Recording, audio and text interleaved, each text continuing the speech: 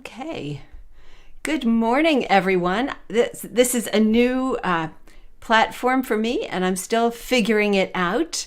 But welcome. I hope you are here. Please, this is going to be one of those calls where you're just looking at me, not like one of our Monday night calls where we see everybody's face. It's more like a webinar format. So you're just going to look at me. So sorry about that. But I'd love it if you went ahead and just said hello in the chat wherever you are listening from or watching. And that way I can find out that you're here. So that's good. I'm just going to make sure that we get things recorded properly. Oh, Lee's here and Sharon's here. Good morning to both of you. Thank you for being here. This is really great. I want to make sure that I get the recording on. Excellent. Okay, let's see here. Okay, all right.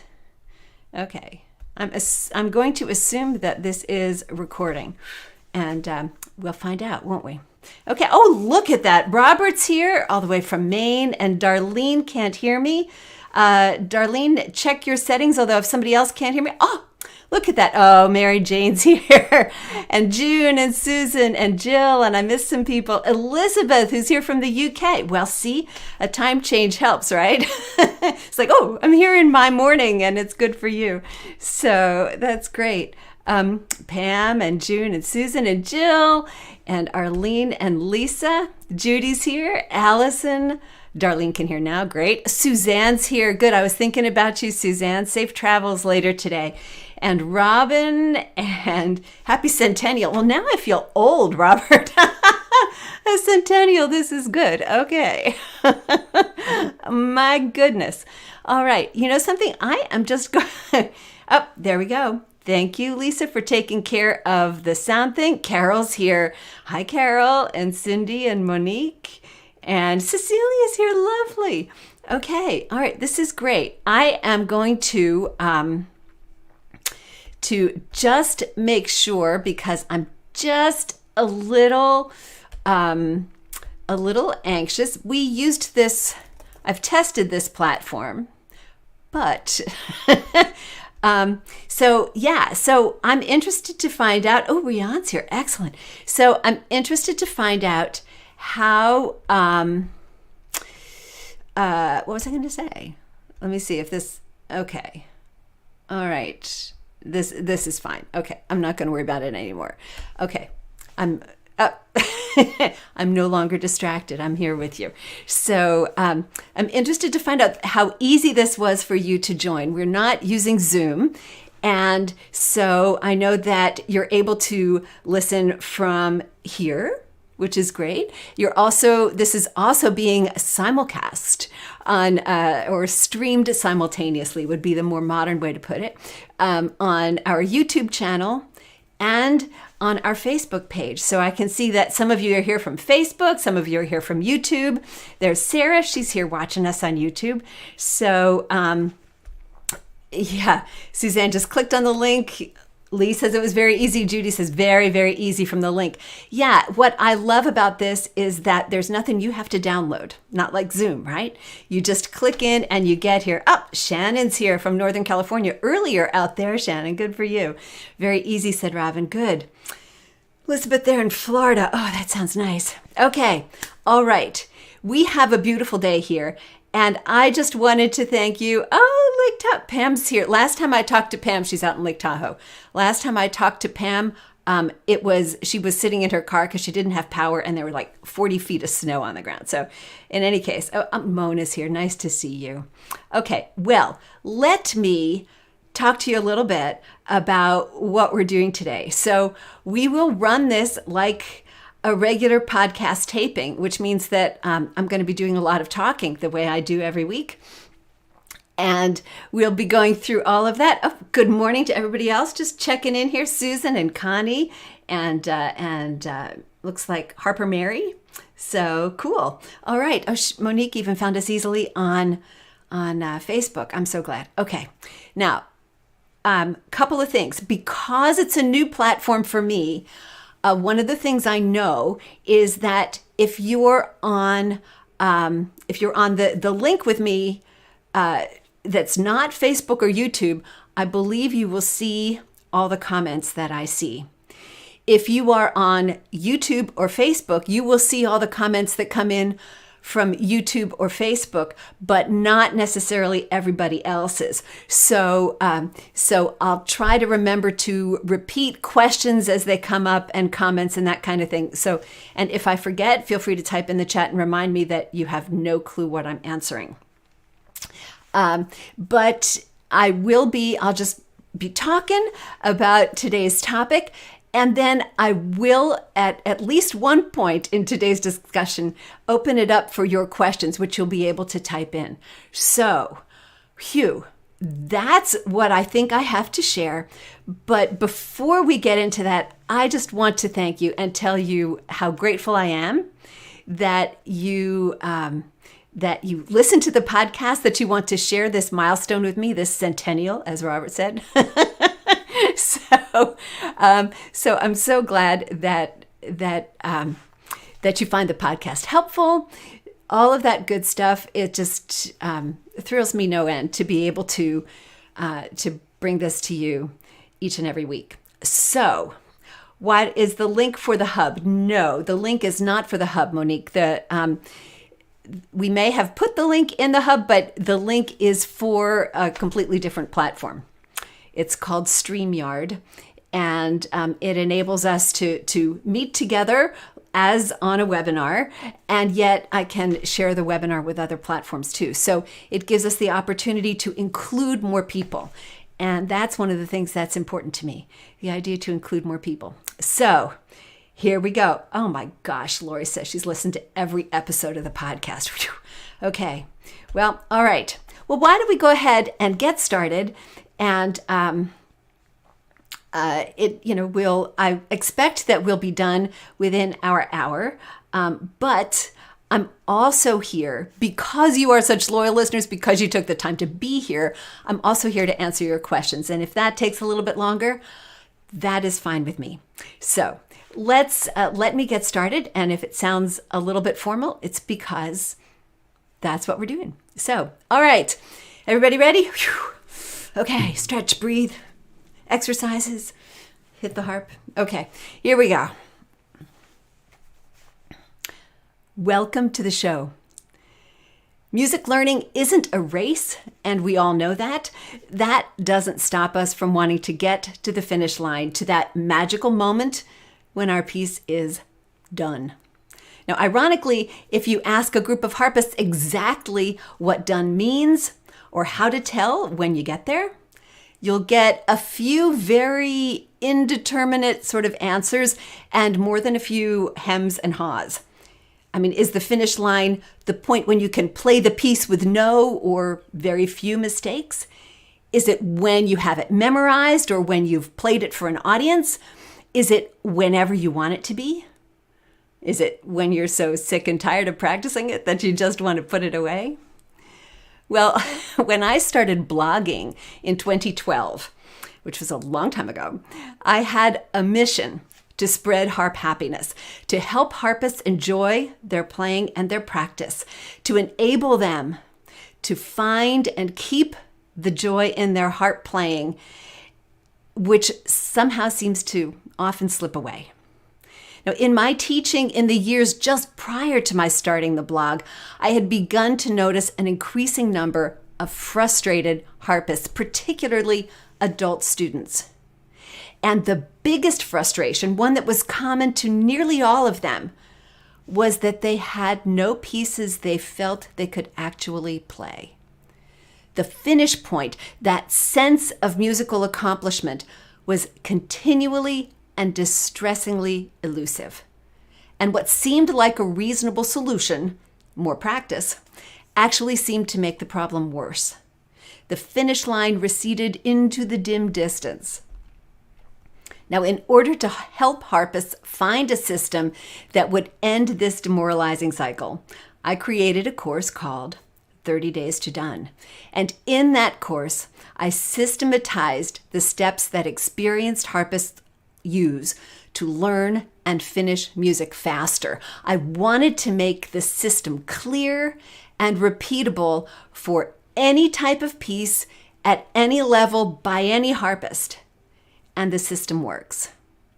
But there is one big question that the course doesn't answer fully, and that's the topic of our discussion today.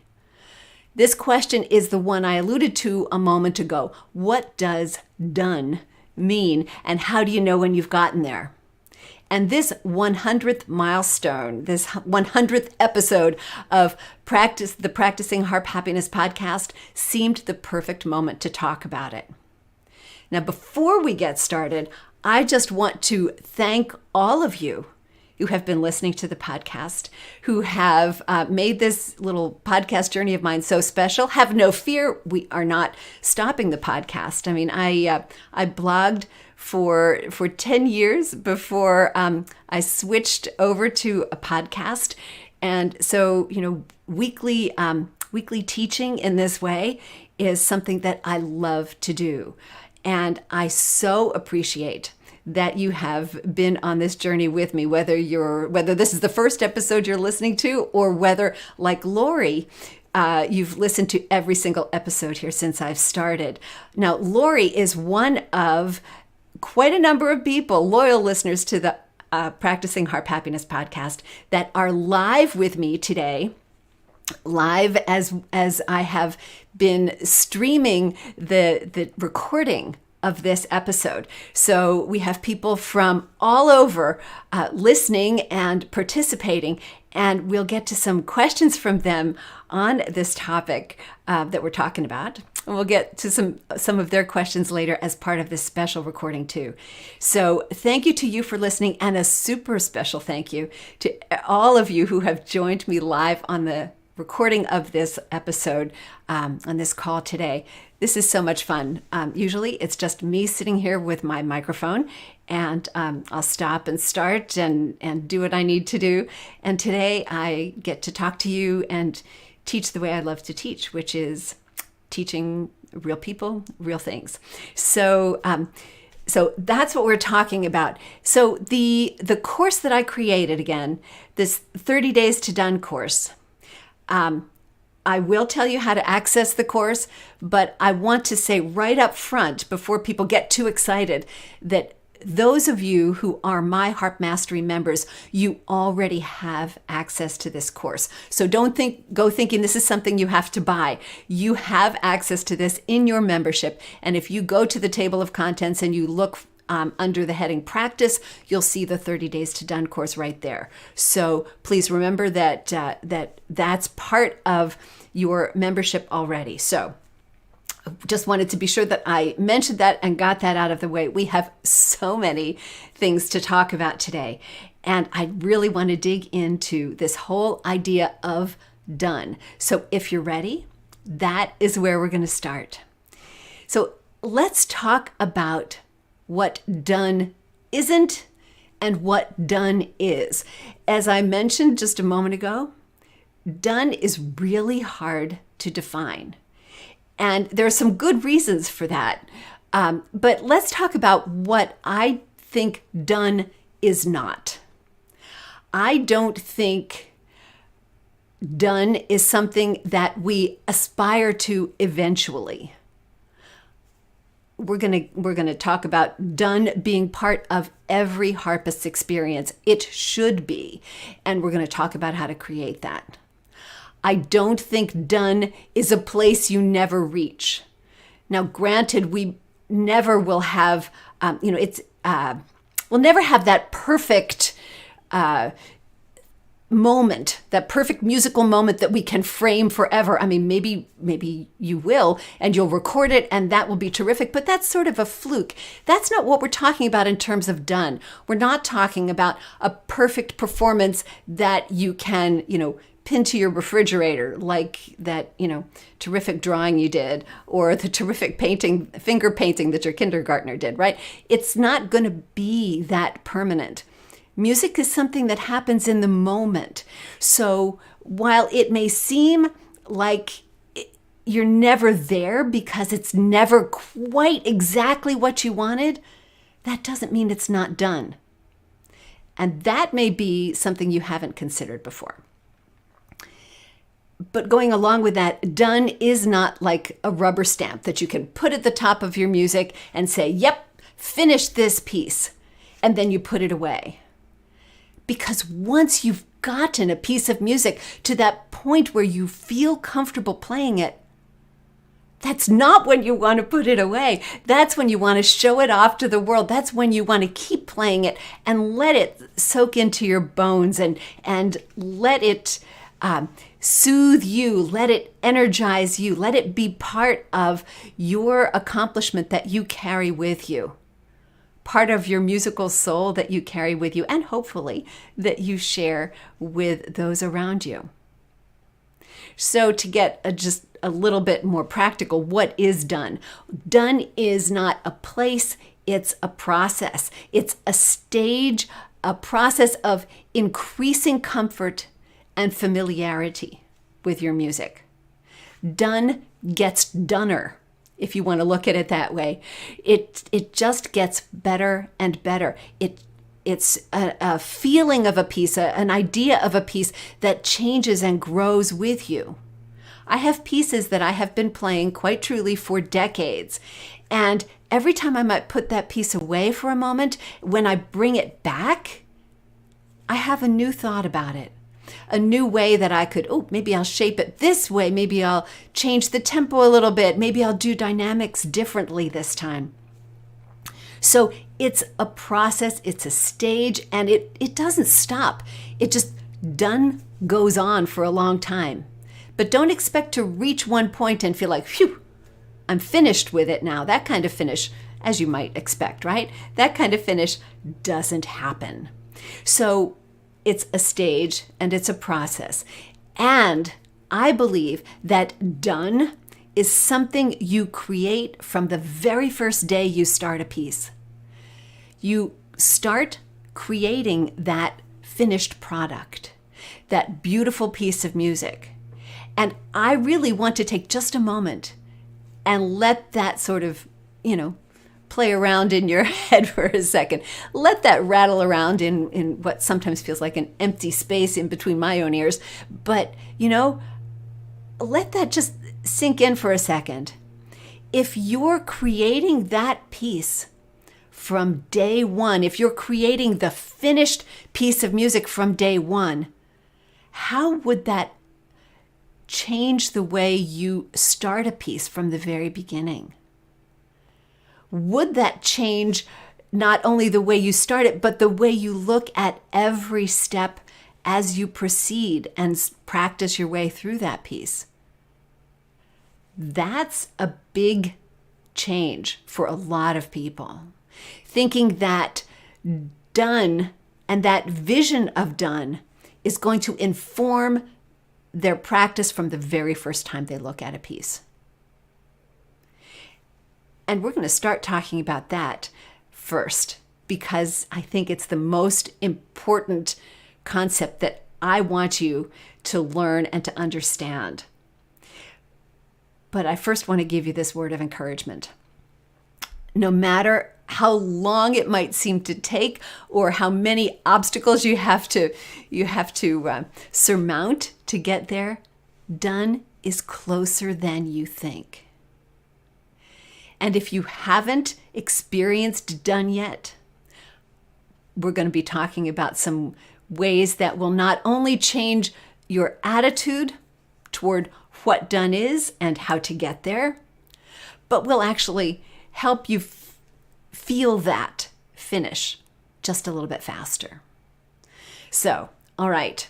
I'm going to give all of you here on the call an opportunity to just type into the chat one thing, one word, one phrase about what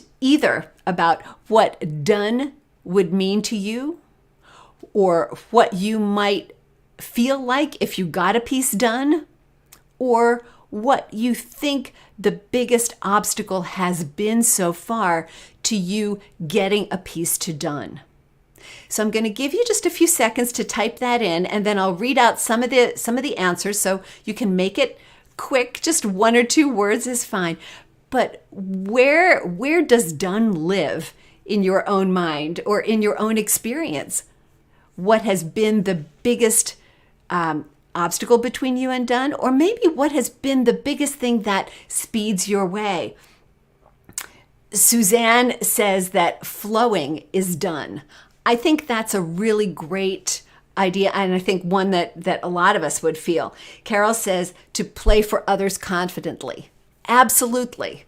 To be able to do that. Robin said done is when I don't have to think about the notes and can focus on musicality. Excellent. Darlene says, having a piece done gives me confidence. Lee says, that she's going to come back in. Elizabeth says, done is getting a good mark for it in the exam. All right. Lori says, done is when I play it for someone. Great. Pam says, personal completion. I love that idea. Pam Winteroth says, when I can express myself. Great. Judy says, done is when I can play a piece through without stopping. You know, that's a great landmark, isn't it? It's like, okay, I can play a piece through without stopping. And that's probably a big part of done. She goes on to say, I've learned that it does not mean there are no mistakes in the playing. Excellent, Judy. I love that. Susan says, I've never had done. You are not alone, my friend. She says, I can always find new ways to make mistakes. Well, we'll talk about the role of mistakes in done and how those are not necessarily mutually exclusive. Cindy says, done means that I can express musical expression. Pamela, to have minimal mistakes and be able to concentrate to the end. Robert, comfortable playing in pieces like Harp Circle. The polishing comes after.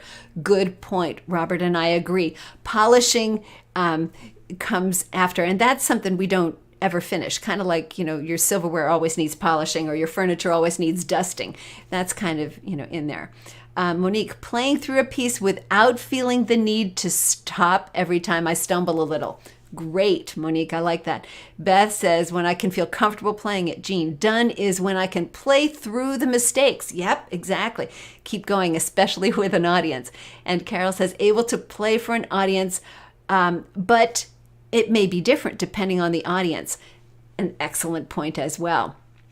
So you're hearing a lot of the same words, aren't we? We're hearing words like comfort and confident and playing through mistakes. And the mistake issue is a tricky one, so we'll come back to that. And I love what Robert said about, the polishing is further down the road. And isn't that an interesting idea to think that done doesn't necessarily mean that you're not going to continue polishing it? Okay, good. All right. I like this. Kat says, done is when I can play something for people without freaking out. Yep, I think she's not alone there for sure. All right, well, let me talk about the framework, the system that I talk about in 30 Days to Done. 30 Days to Done, 30 days. Okay, it's sort of an arbitrary number, but I picked something because 30 days is kind of a cool number. First of all, I know a lot of harpists who would love to be able to say, yes, in a month, I finished a piece. Because for some harpists, and of course, some pieces are longer than others, right? But for some harpists, 30 days would be wonderful for them because their pieces seem to drag on and on. And so I just made it an arbitrary framework. Boom, 30 days. And then I took those 30 days and I divided them into 4 weeks. So there are 4 stages. And we'll be talking about each of those. But in general, the idea here was that you could use this system, you can use this system, to start a piece and take it from start to finish. As Robert said, we've got a lot of polishing that can go on later, right? But we're going to take it to that point where you can be comfortable and confident playing it for someone in that 30 days. Now, some pieces and some harpists might take less time. Some pieces and some harpists might take more time. But with this 4-week, 4-stage framework, you're going to be able to keep moving through it. And I think that the concepts here are what are really critically important. So, in this process, It's important to realize you are learning the piece from the outside in, not from the inside out, right? It's kind of nice when we think about putting on your sweater, right? You don't want to put your sweater on inside out. We don't want to learn a piece inside out either. By the time we're done with it, we're going to know it inside and out. But we want to start with that finished product in mind. So we're going to be learning it from the outside in. It's not about starting with the details. It's about adding those details as we get more comfortable and confident with the bigger structure. Think about if you were painting a painting, right? You're going to do a painting, and it's a portrait. Are you going to start with the eyelashes on the person's face? Probably not. You're probably going to start with some of those bold outlines and sketch those on your canvas and then start filling things in. Those eyelashes may be some of the very last things you put on. In my experience with a lot of students, I have discovered that many of them, harp speaking wise, start with the eyelashes.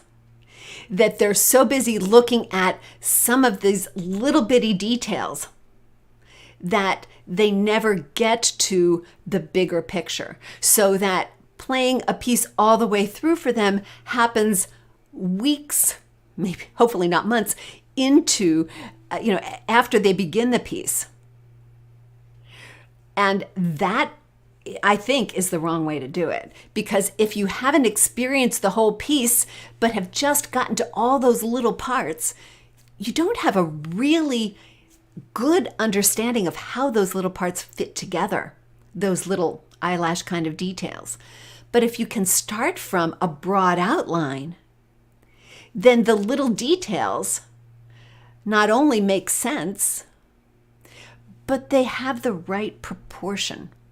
Plus, if they're little details of, one little note or a pedal buzz or a finger buzz, those are things that as you are more comfortable with the piece, you will find they are easier to work out. So it's a question of proportion. It's a question of overall knowledge and familiarity. And that's why you don't want to start with the details. You want to start with that broad outline. Now, most of us who had music lessons as children had the complete opposite experience, where our teacher said, do this little chunk, do it this way, and come back next week, and then we'll add on the rest. And that's a great way to instruct a young person who may not have the wisdom, the experience and the discipline to look at a big project and decipher some of those tasks for themselves. But that process of learning actually is very slow to produce results, right? If you think back to those early piano lessons, if you had them, I know I certainly did, we had recitals once, maybe twice a year. So we only had to have 2 pieces ready at that stage, right? So we could take a long time to learn them. This process that we were using when we were kids produces results very slowly. It's great at that level. It's teaching children how to learn. It's making sure that they get bite-sized chunks to work with, that the tasks don't seem too daunting.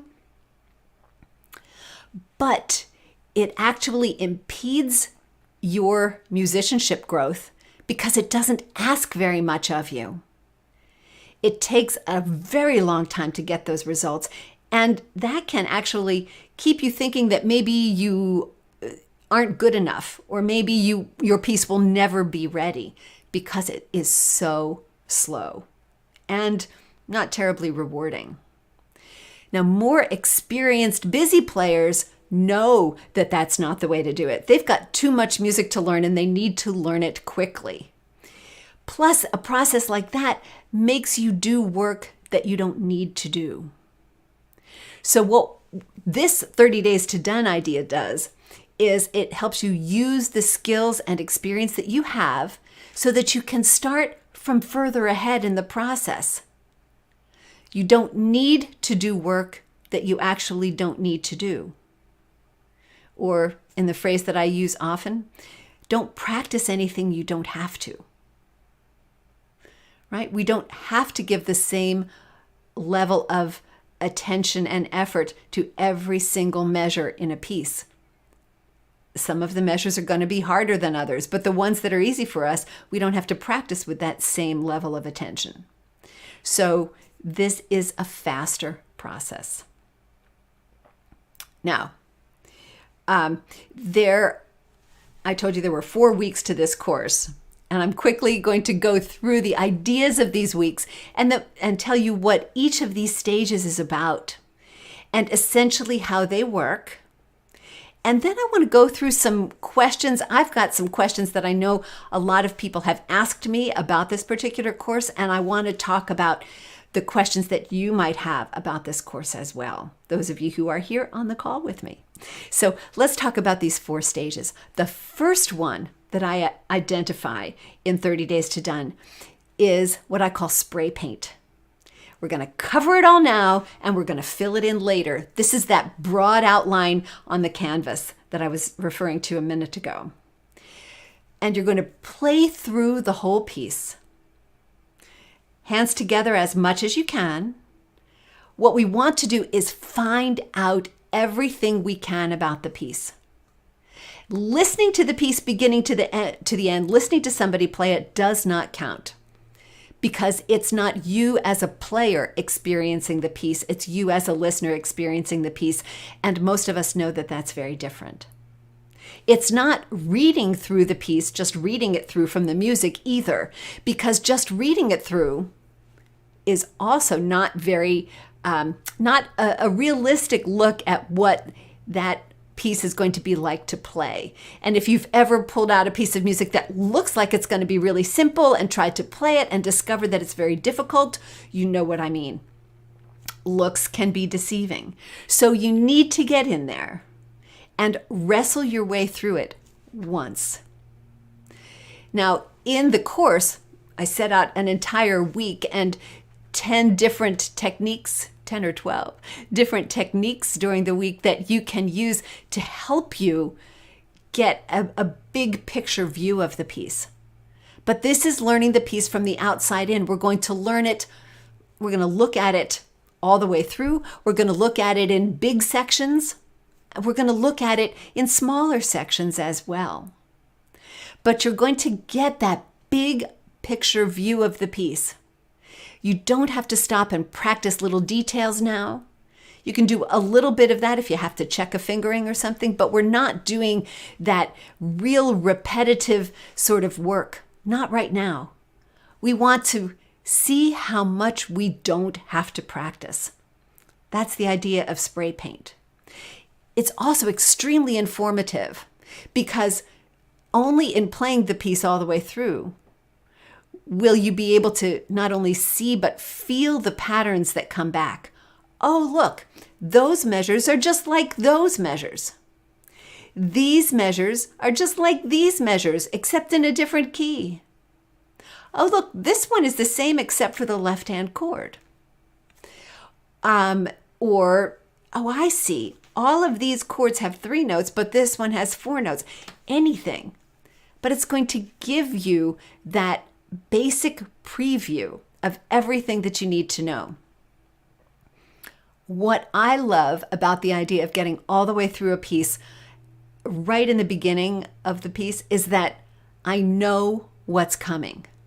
I don't have to worry that when I've learned the first 2 pages and I turn to get to that 3rd page, that I'm going to be sandbagged by something I wasn't expecting. I know what's on that 3rd page. I've already been there. Playing through the entire piece also gives you the idea to say, oh, you know what?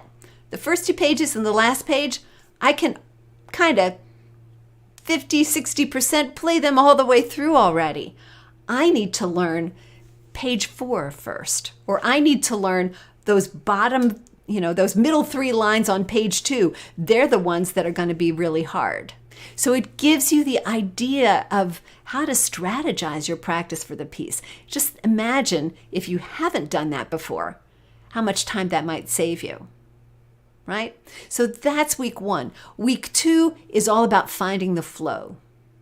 After you've gotten sort of that big picture view, we're going to get some of that detail work in, and still keep that big picture in mind. I call this where technique meets vision. You're going to start playing things through, starting to do a little bit of hands separately work, really, and starting to, dig into those big sections and little sections a little bit.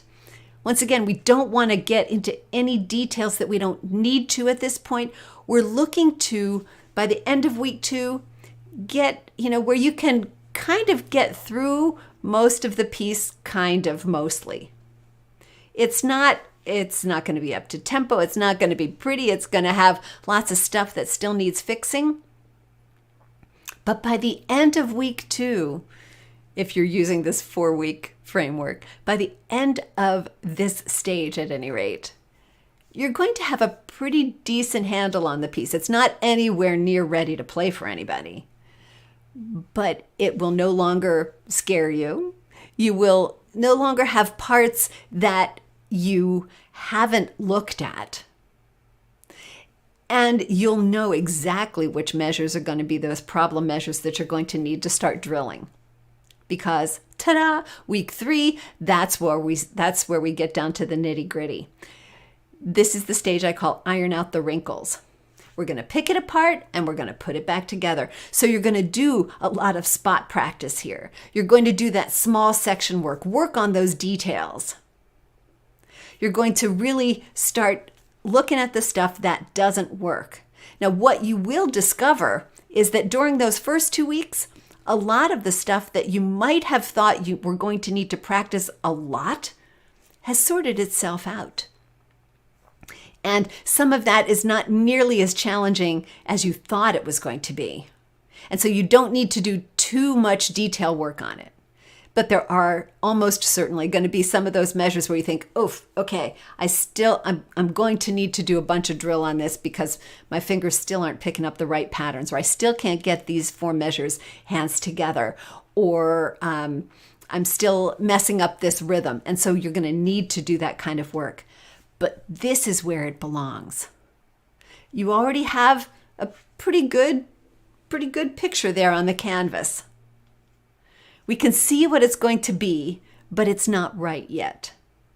So in Iron Out the Wrinkles in this 3rd week, we're going to start ironing some of that stuff out, realizing too that this is going to take some time. But it doesn't have to hold us back from moving on. There are some measures in some pieces that are always going to require extra drill. And no matter how good the rest of the piece is, those 2 measures are always going to be ones where you have to review them slowly a few times anytime you come back to play the piece. And you're going to know that. So we don't have to let the whole progress of the piece slow down and stall because of those couple measures. Or those couple measures and those couple measures. There might be a few of them, right? We know that over time they will get less challenging. They will get a little bit more familiar. They will cause us less difficulty. But that doesn't have to stop us from moving on to done. Because in the 4th stage of this, the 4th week ideally, you're going to move on to the stage I call insurance. It is insurance. We're going to just prepare it so that it's prepared in a way that we can, to go back to the words that some of you here on the call used, that we can play it for others, that we can play it confidently, that we can make it flow, that we can feel finally like we're playing it, not practicing it. And that's the stage where, yeah, you're still going to have to do some spot practice, but we're starting to pick it up to tempo. That tempo process can sometimes take a while, and that doesn't have to keep you from getting to the done stage. you're going to get to tempo over time. It requires familiarity. It requires a certain comfort level that can only be built with time. But that doesn't mean that your piece isn't at a point where you can share it, even if it's still kind of slow. So just a thought there. So this is a completely different way from the way most of us were taught to learn a piece. And yet it's a very efficient and effective way to use your skills, the skills you have now, the experience that you have, and bring that to help you to learn music faster. And the more you go through this process, not only the more pieces you'll have done, but the more confidence you'll have starting a new piece, and the further along you'll start that new piece each time. Because what are we building? We're building your reading skills, because we're getting all the way through the piece. You're not having to learn 2 measures, then the next 2 measures, then the next 2 measures. You're looking at the whole piece and filling in the details as you go. And that's the place we want to get to. Now, if you started music lessons as a kid, came back to them as an adult, this is probably the stage that you skipped. If you never had music lessons before and you just started the harp, this is probably the stage that nobody's taught you yet, or probably the system that's nobody's taught you yet. Well, until now, right?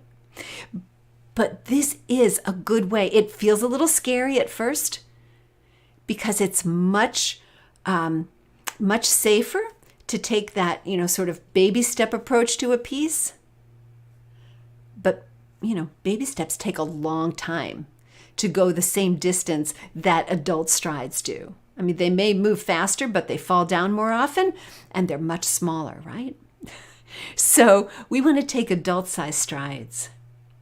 And that's what this system is all about.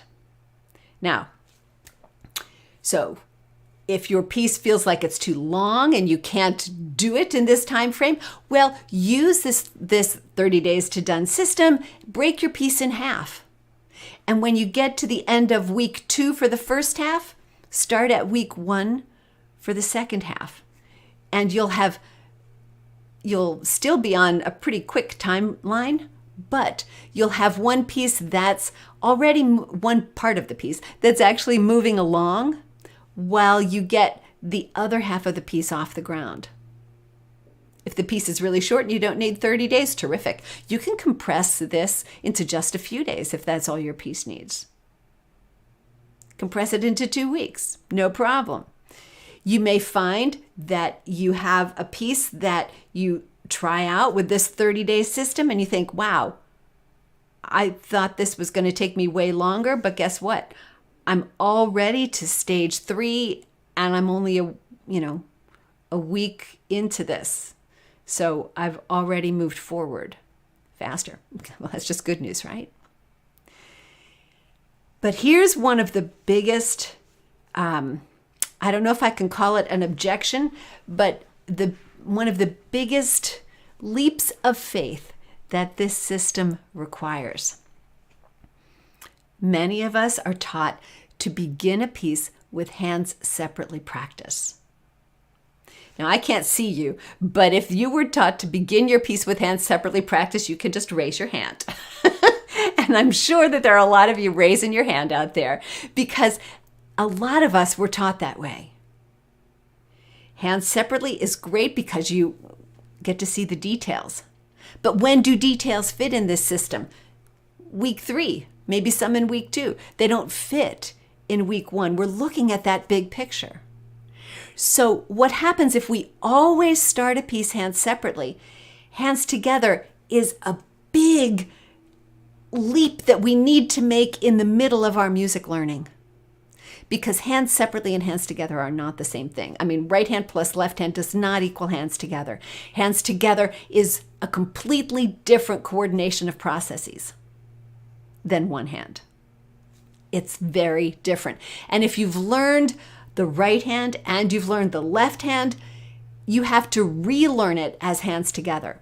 And so if you are one of those who has trouble putting stuff hands together, try this and do hands together from the beginning. It's going to take a lot of stumbling at first, but you will learn how to coordinate that hands together playing. And you're going to be learning the piece the way you actually want to play it from the beginning, because nobody wants to hear you play a piece hands separately, right? So let's start hands together, even if it feels like a struggle. That struggle is going to pay off so much. The dividends you're going to get from that struggle are going to be incredible, because you're going to be able to sight read better. You're going to be able to learn any piece of music faster, because hands separately will then be relegated to the part of practice that it is most useful for, and that is error correction. It's for fixing mistakes. It's for smoothing things out. It's for, clarifying what's going on. It's not for basic learning. So that I realize that first step can be really daunting in this process, starting hands together, but it is so worth it. So that's perhaps the biggest fear people have with this system, and the as I said, the biggest leap of faith. But it's incredibly valuable. And not for just this one piece. It's going to speed everything along. So let me open the floor now and let you type in your questions. I've got a bunch of ideas here that may help. The course goes into lots of detail, of course, about specific techniques, but you don't even need those techniques to go through this same process with your own pieces. Take a piece that you're going to start. You can even take one you've already started. Play it all the way through. See what needs work and what doesn't. Identify the big sections in your piece. Like, okay, well, this is kind of, theme A, and this is kind of theme B, and then theme A comes back again. Identify those for yourself. Then look for those little sections of 4 bars that can be your practice sections. And 4 measures is right for a lot of pieces. It's not right for every piece. So, use your own judgment for your own piece. But those are going to be your little practice sections. We need those too, but they're the sections that are going to come up more in weeks 2 and especially in week 3, not so much in week 1. So let's see. Lee has typed in here. She says, hands together, yes, the way to go. This has helped me on so many levels. Lee has been part of our coaching program. Lee has done a lot of work on all the My Harp Mastery materials, and she is a hands together convert. Ann Beach, hello, Ann. She says, an important thing to remember is that you do not need to be perfect. Oh, thank you for getting this in here, Ann. You do not need to perfect, there we go, a difficult spot in order to continue learning the piece. That was the hardest thing for me to get past. And that's so important. You don't have to have that difficult spot exactly right in order to play the whole piece. There are plenty of ways we can make accommodations. If it feels like it's never going to come together, we can make some accommodations, right? So that those 2 measures don't have to stop you. And, the whole piece, the whole picture is different from 2 measures. We may be focusing on those 2 measures, and they may feel like, a big mountain in the middle of our otherwise seamless, rolling hills kind of piece. But they aren't that for a listener. So that perspective is important too. Thank you, Anne, for saying that. Evelyn, can you show us what stage 1 sounds like? It seems like it would be a mess. Yes. And missing notes. Yes, it's going to be a mess, and you're going to miss notes. And you know what? That's okay. We don't expect you to miss notes. Remember that we're not looking for perfection. We're looking for playing. Perfection is so far down the road. This is the kind of thing that Robert was talking about before when he had his comment about polishing happens later. You can play the piece long before you feel like it's perfect. And that first time through is going to be a mess. It's not going to be a steady tempo. You're going to be stopping and starting. You're going to be struggling through this measure. Well, don't stop and practice that measure. Go on to the next one. Do the next one. If you have to stop between every measure for a while, go for it. If you get to a place where you think, okay, I'm really kind of playing this hands together, but my left hand has no clue, well, I'm just going to breeze over that and I'll play my right hand through that. I'll bring my left hand back in 2 bars later. That's okay too. It's going to be a mess. The mess is going to be part of your process. And that's okay. You're going to be missing notes. You're going to be missing fingers. But you need to experience what the piece is about. Right? If you start by practicing those little things and making sure that every note's perfect before you play the next one, you're going to be looking at your piece through this little pinhole. And it's going to slow down the way you learn the piece. It's not intuitive. It feels like it goes against the grain. I know that. And it can require some fortitude to let yourself play wrong notes. But that's what it's like, and that's what it's supposed to be like. It's okay. But imagine what will happen as you get more experienced at this. You'll be able to sight read with fewer and fewer mistakes. That's the reward that happens down the road for you. And it's a really, really valuable reward. Okay, Susan says, I so needed to hear this. I do this, but not consciously and more aimlessly because I'm impatient to get to the end. Well, I'm with you there. I love to get to the end. And what I love about this process is that you get to start from getting to the end. And it reduces the amount of, and this is in air quotes here, boring practice, repetitive practice that you have to do. So, yep, a little bit more consistency will help for sure. Elizabeth says, can you say a bit more about working on a longer piece and splitting it into sections? Do you go through all the stages for the first section before moving on? Absolutely not. This was what I was talking about just a moment ago with, suppose you've got a piece that's 8 pages long.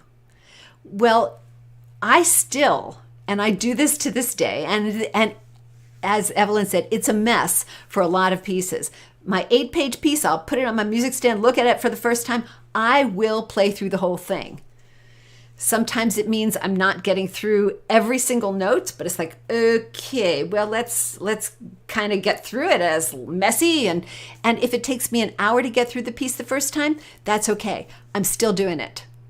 Because then I know everything in that big picture that I need to know. So, but then what I'll do is I'll say, okay, well, those first 2 pages, they're kind of an opening section. I get it. And notice that having gotten the overview of the piece, I have a little bit of understanding about that. Then the middle 3 pages are something else entirely. And then the last 2 pages are kind of like the first 2 pages. Oh, and there's that extra page at the end that's actually an ending. So I'm going to divide it into the first 2 pages, the next 3 pages, and then the 3 pages at the end. I'm going to divide it into 3 big sections. And so I'm going to work on those first 2 pages because that's going to be fun because they're kind of like those ending 2 pages too. So I'm going to work on the first 2 pages and I'll get them through the first 2 stages. And by the end of the first 2 stages, I have enough of a comfort level with them that I can start to work on the details, which would be the 3rd stage. And as I'm ready to start the 3rd stage for those first 2 pages, I begin to work on those middle 3 pages. Now, I may find also that those ending pages are worth tacking on early.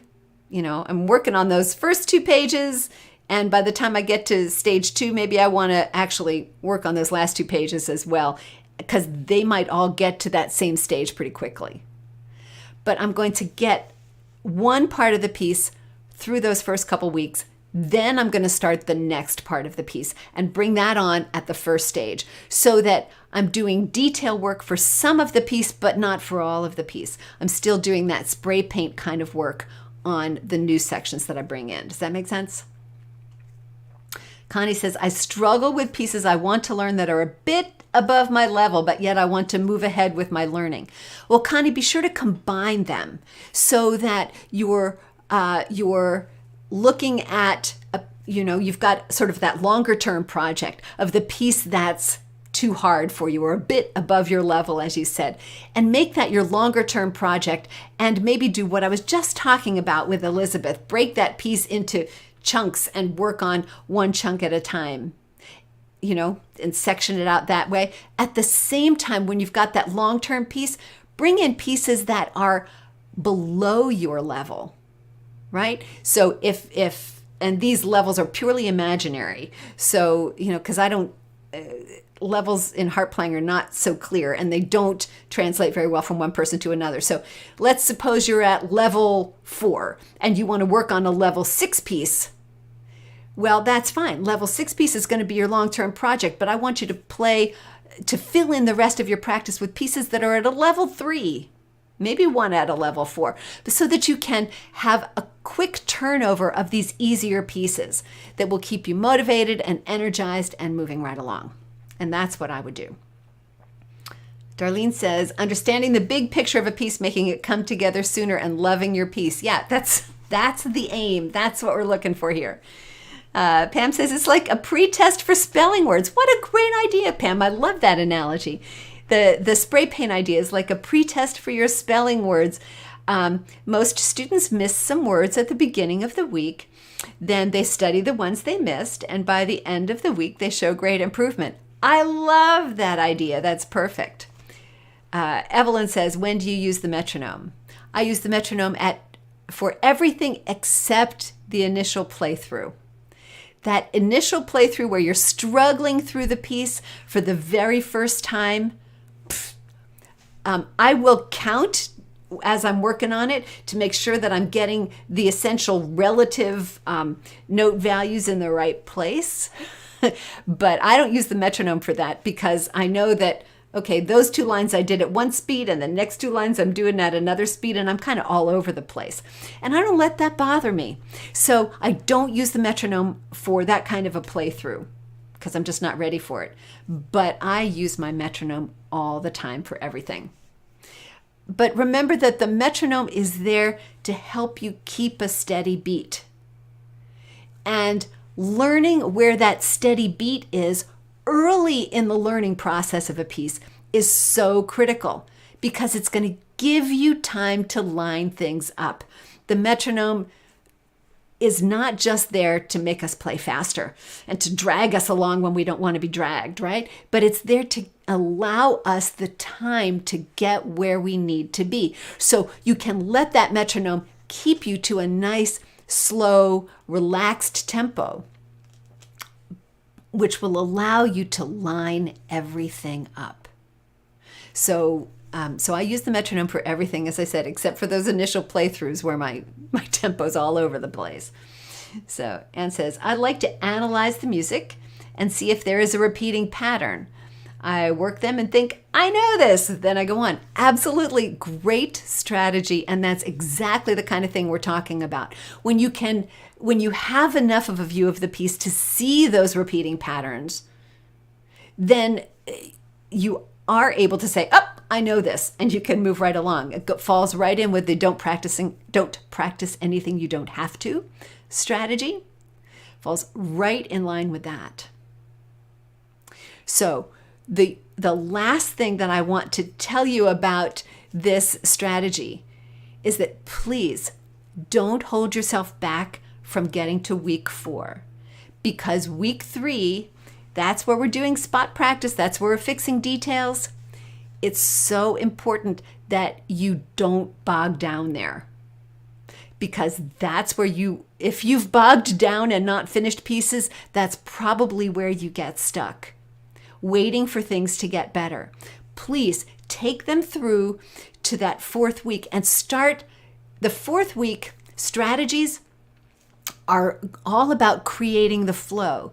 This is where we get back to playing the piece beginning to end and making it flow, figuring out how we're going to adapt those couple of measures that we can't get through so that we can get through, so that we can actually play the piece. How are we going to manage that? That's what we're looking for. So in that 4th week, we are putting everything back together. We're playing it. we know that there's still stuff we have to work on. Maybe it still needs to get up to tempo, and we're still adding dynamics, and we still have a couple spots, but that's where the flow comes back. That's where we get back to really playing the piece all the way through and having that start to create the music that we're looking for. Those spots we will continue to need to work on. We will always need to work on them. So don't slow yourself down from finishing the piece, waiting for those spots to be perfect, because they won't be. They take time. I mean, it doesn't mean that you won't get them right. That's not what I mean. But we don't need them to be exactly right then. We can still move on. A lot of those kinds of things, once you put them back in context, they suddenly get easier somehow. Some of them don't, but some of them do. So let yourself go on to that last stage of putting everything back together and doing spot practice as you need it, section practice as you need it, but doing 90% of your practice playing all the way through. It's a terrific way to do it. It's more fun, it's more musical, and it's what we're looking for when we start a piece, right? We don't start a piece so that we can practice 2 measures over and over for the rest of our lives. We start a piece so that we can play it. We want it to be done. And that's where we're going. So please don't let yourself fall into that, phase 3 trap of, oh, the spot's not right yet, I can't go on. Yes, you can. And you should. Okay, so that's the essence of the 30 Days to Done system. Those of you who are my Harp Mastery members, you have this course. And if you want to go back and look at it, remember the course includes not only a demonstration piece that is properly marked for you and, where I can walk you through those things, but it's got a video lesson for each of those 4 stages. There's the PDF that gives you specific practice techniques for each day of the week in each of those weeks. And in addition to that, there's some, getting beyond done kind of stuff. What do I do now? There's a little self-assessment you can take. There are 2 live trainings that I did on this system that are also included in that course. So there's quite a bit. And my Harp Mastery members, you have access to all of this. If you are interested in the course and you're not a My Harp Mastery member, you can get it. Just go to courses on harpmastery.com. It's a standalone course. It's $25. Excuse me. I think it's an incredible value for $25. And I will tell you this, since it's free for My Harp Mastery members, don't tell anybody because it's not open yet, but at the end of this month, we will be opening My Harp Mastery membership. So if you decide to go ahead and purchase the 30 Days to Done course before April 24th, then when we open My Harp Mastery membership, if you decide to join us in My Harp Mastery, and of course I hope you will, we will refund you the cost of the course. So, there's no losing here, that's for sure. A couple other things to remind you about that we have going on at Harp Mastery right now. We are, as of the date when this podcast goes live, we are in the open enrollment period for our coaching spring trimester. So if you haven't joined our coaching program and you think that working with one of our certified coaches would be the fastest way to achieve your harp goals, and it probably will be, this is a great time to do that. So be on the lookout for that. And we have just opened registration for it's technically our fall retreat, but we're having it in August this year because when I would normally have held the retreat, I will be in Wales for a wedding celebration with my son and daughter-in-law. So I won't be around at the usual time. So we're holding our fall retreat in August, and all that information is up on our website too. So just a couple quick reminders there. Now, next week on the podcast, we will be doing a quick fix episode. So Oh my gosh, I have to interrupt myself because Lee just said coaching is a true gift of time and talent. Lee is one of our star coaching students, that's for sure. So thank you for those kind words, Lee. We have a bunch of other coaching students on this call too. So, and a shout out to all of you. So yes, so next week on the podcast is a quick fix episode, and I'll be talking about how to play without looking at your fingers, or at least without looking at your fingers so much. So why would this be important? Well, because isn't it nice to think that you could read music faster? You wouldn't have to memorize those measures to play them. Yeah, we know we need to look at our fingers sometimes, but if you're looking at your fingers in order to play a difficult passage, you're probably looking at your fingers too much. So we're going to talk about how you can reduce the amount of time you need to actually see your fingers, and well, what should you be doing instead? So we'll be talking about how to do that on the next episode of the podcast, which will be, of course, episode 101. So before I sign off, I just want to thank all of you listening for your support of this podcast and for letting me speak into your ears every week. Special thank you to all of you who joined me live on this call today. It has been such a treat to have you here. I should do these podcasts live all the time, but it's been just a ton of fun. And thank you so much for being here, being part of my celebration. And Darlene says, thank you. Enjoyed this so much. Well, I enjoyed having you here too. Jane says, oh, she's a regular podcast listener. And oh my gosh, look at this. She is in Wales. Well, I'll be there. The next time I'll be there is next September, end of September. So maybe we can have a quick Harp Mastery meetup there. So congratulations coming in from all of you here on the call. Thank you so much. This has been my pleasure, and I'm so honored that you were here to share the podcast with me today. Thank you so much, and I look forward to seeing you next time. Oh no, wait. I need to do my usual sign off, don't I? Well, all of you here on the call, you'll hear this one edited in later. So here we go. My usual sign off, right? Remember, every day is a day you can add more harp happiness to the universe, to your world, and to your spirit. And all you have to do is play. Well, thanks so much for listening and for being here, and I look forward to seeing you next time. Okay. Bye, everybody. And thank you all for being here. I so appreciate it. I look forward to seeing you at the next call we have, and I'll see you then. Okay. Bye, everybody.